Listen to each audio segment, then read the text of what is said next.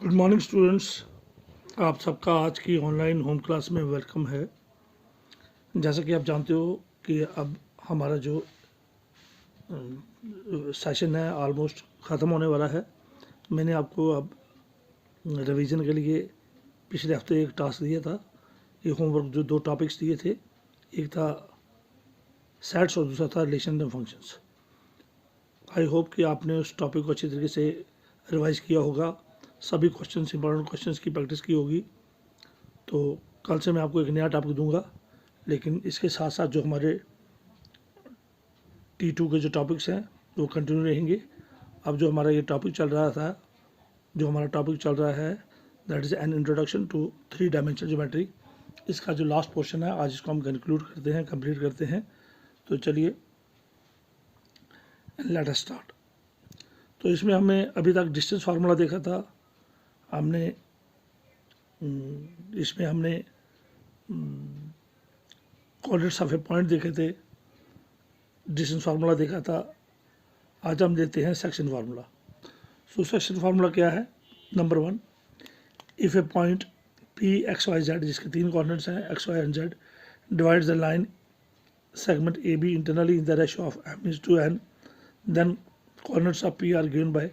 तो अगर point P जो लाइन सेगमेंट ए बी को हमने 2 डायमेंशनल ज्योमेट्री में देखा था कि डिस्टेंस फार्मूला क्या होता है और सेक्शन फार्मूला क्या होता है। तो यहाँ पर 3 कोऑर्डिनेट्स हैं। इसी तरह पॉइंट पी है जो ए बी को डिवाइड करता है internally in the ratio of m:n और externally in the ratio of m:n। सो अगर ये पॉइंट पी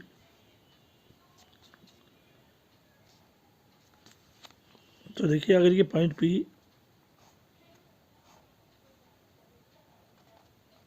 ए और बी जो लाइन सेगमेंट है इसको पॉइंट पी इंटरनली डिवाइड करता है इन द रेशियो ऑफ m:n। तो कोऑर्डिनेट्स ऑफ ये जो पॉइंट पी है जो पॉइंट ए बी को डिवाइड करता है उस पॉइंट पी के कोऑर्डिनेट्स कैसे लिखे जाते हैं? Then coordinates of point P are given by P X Y Z जो इसके कोऑर्डिनेट्स हैं। तो एक्स कैसे निकाला जाता है? फार्मूला क्या है? ये जो पॉइंट पी है ये ए बी को किस रेशियो में डिवाइड करता है? m:n। तो कोऑर्डिनेट्स ऑफ पी कैसे निकाले जाते हैं? पी टाइम्स पहला कोऑर्डिनेट है एक्स की जो वैल्यू है वो क्या है, कैसे निकाली जाती है? mx2 + nx1 divide by m+n। दूसरा कौन सा है? y। तो y की वैल्यू कैसे निकाली जाती है? my2 + ny1 divide by m+n। और तीसरा कोऑर्डिनेट है z, इसकी वैल्यू कैसे निकाली जाती है? mz2 + nz1 upon m+n। So ये था if p divides A B internally in the ratio of m:n। और सेकंड है if p divides A B, पहले P ने ए बी को इंटरनली अंदर से डिवाइड किया। अब ये जो पॉइंट P है ये ए बी को डिवाइड कर रहा है एक्सटर्नली बाहर से, तब इसके कोऑर्डिनेट्स क्या होंगे? So if the point P, पहले देखिए आप ए बी के अंदर है, ये point P divides A B internally in the ratio of m:n। और यहाँ पे point P divides A B, देखिए ए बी से बाहर है, externally in the ratio of m:n। So if a point P divides line segment AB externally in the ratio of m:n, then coordinates of P जो होंगे वो different होंगे। वो कैसे होंगे? P x y z, तो x की value जो होगी mx2 - nx1 divide by m-n। अगर एक्सटर्नली है तो माइनस में होगा और इंटरनली है तो प्लस में। तो दूसरा कोऑर्डिनेट जो है y वो किसके बराबर होगा? my2 - ny1 upon m-n। और तीसरा जो कोऑर्डिनेट है z वो किसके बराबर होगा?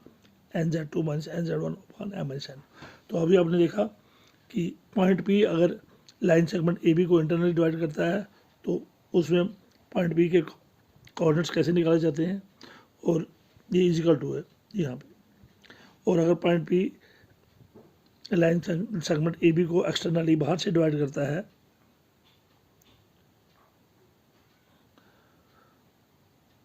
तो इसके कोऑर्डिनेट्स क्या होते हैं? वो माइनस में होते हैं। तो ये दोनों फार्मूले आपने याद रखने हैं।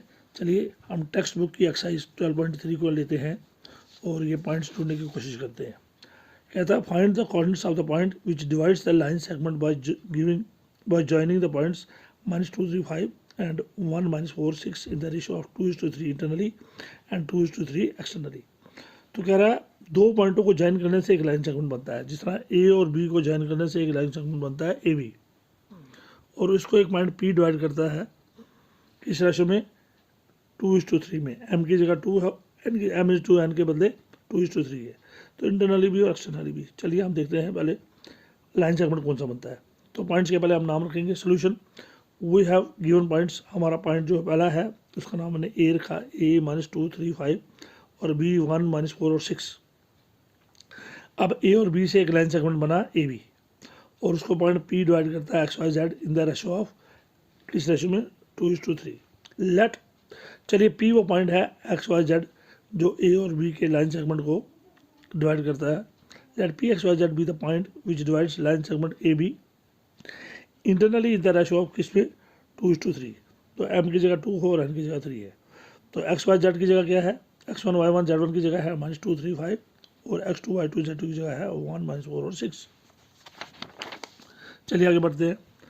एंड रेशो M/N जो है वो 2:3 है। Then coordinates of point P XYZ are given by, तो हमें पता है कोऑर्डिनेट्स ऑफ पॉइंट P, अगर P पॉइंट AB को इंटरनली डिवाइड करेगा तो कोऑर्डिनेट्स ऑफ पॉइंट P कैसे दी जाते हैं, P XYZ is equal to P times MX2 + NX1 by M + N, MY2 + NY1 + M + N, MZ2 + NZ1 upon M + N, which is equal to P times M की जगह आपका 2 है, 2 × X2 आपका 1 है, plus N की जगह 3 है और X1 आपका -2 है। तो देख लीजिए X1 आपका -2 है, 3 2 और X2 Y2 Z2 क्या है, 1 -4 और 6। तो इनकी वैल्यू डालनी है यहाँ पर। तो यहाँ पर क्या बना, 2 × 1 M X2 आपका 1 है, 3 × X1 आपका -2 है, M/2 आपका -4 है, N आपका 3 है, M/N आपका 3 है और Y1 आपका 3 है, MZ2 आपका 2 है और Z2 आपका 6 है, प्लस N आपका 3 है और Z1 आपका 5 है। तो कितना बना, सो P हुआ 2 × 1 होगा 2 -3 2 6, 2 -4 होगा -8 प्लस 3 3 9, 2 6 12 प्लस 3 5 15। ये हुआ -6 में से 5 निकले तो -4/5 और 9 में से 8 निकले तो 1/5 और 12 प्लस 15 होगा 27/5। तो ये वो कोऑर्डिनेट्स ऑफ P हैं जो हमने ढूंढे थे। When P divides AB internally in the ratio of 2:3. So these are the coordinates of point P. यही हमने ढूंढे थे। तो P XYZ की वैल्यू क्या है, X है, Y है, Z है। तो हमने पॉइंट कौन सा लिया था, XYZ। पॉइंट क्या लिया था, XYZ, और XYZ की वैल्यू निकली, X हमारा आया -4/5, Y 1/5 और Z 27/5। चलिए सेकंड पार्ट लेते हैं। When P XYZ divides line segment AB, अब P XYZ पहले इंटरनली डिवाइड कर रहा था, अब क्या कर रहा है, externally in the ratio of 2:3। Then coordinates of point P are given by, वही जो कोऑर्डिनेट्स हैं वो माइनस में होंगे। P XYZ is P term MX2 - NX1 by M - N, MY2 - NY1 by, अरे M + N थे, अब M - N, MZ2 - NY1 by M - N। तो यहाँ पर सबकी वैल्यू दे दी और P की वैल्यूज़ क्या आई, -8 17 और 3। तो ये वो कोऑर्डिनेट्स पॉइंट है जो लाइन सेगमेंट AB को बाहर से डिवाइड, एक्सटर्नली डिवाइड करता है इन द रेशो ऑफ 2:3। तो इंटरनली भी आप पॉइंट के कोऑर्डिनेट्स ढूंढ सकते हैं और एक्सटर्नली भी। चलिए एक और इंपॉर्टेंट क्वेश्चन लेते हैं, question number 2 which is very very important. Given that P 3 2 and -3 2 -4 Q 5 4 -6 and R 9 10 are collinear, find the ratio in which Q divides PR। तो ये कह रहा है 3 पॉइंट्स हैं P Q और R, ये कोलिनियर है। तो जब पॉइंट्स कोलिनियर होते हैं वो एक ही लाइन में होते हैं, point P, point Q, point R, ये तीनों कोलिनियर हैं। हमने find the ratio in which Q divides PR, हमने बताना कि Q जो है वो PR को किस रेशियो में डिवाइड कर रहा है। अब when the points are collinear all the points lie in the same straight line, तो जो भी पॉइंट्स कोलिनियर होते हैं वो एक ही स्ट्रेट लाइन पे होते हैं। देखिए P Q and R are collinear points, इसलिए मैंने P Q R को एक ही लाइन पे लिखा। अब हमने रेशो ढूंढनी है जिसमें Q P और R को डिवाइड करता है। चलिए उस रेशो को हम मान लेते हैं K:1।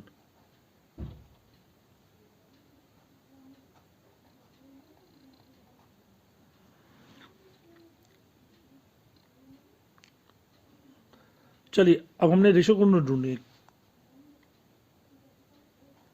आपने वो रेशो ढूंढनी है जिसमें के क्यू डिवाइड करता है पी क्यू को किस पी आर को किस रेशो में, वही रेशो ढूंढनी है। अब क्यू डिवाइड कर रहा है किसको, पी आर को।